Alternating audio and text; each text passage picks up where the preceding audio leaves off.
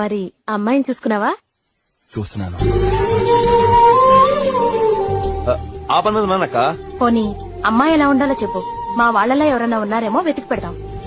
తను నవ్వితే చందమామకి సొట్టపట్టేట్టుండాలి. కురులు ఈ బారుండి అగరొత్తులు పొగలా ఉండాలి. నేను చెప్పే మాటలు వినే ఆ చెవులు సంఖల్లా ఉండాలి. నన్ను చూసే ఆ కళ్ళు నక్షత్రాలా మెలిమెల మెరవాలి. నువ్వెవరిని ప్రేమించలేదా? మనకి ఎవరు పడతారను?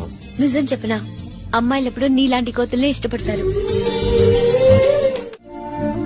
నా కోసం నువ్వు పడ్డ స్ట్రగుల్, నువ్వు తీసుకున్న కేర్, బహుశా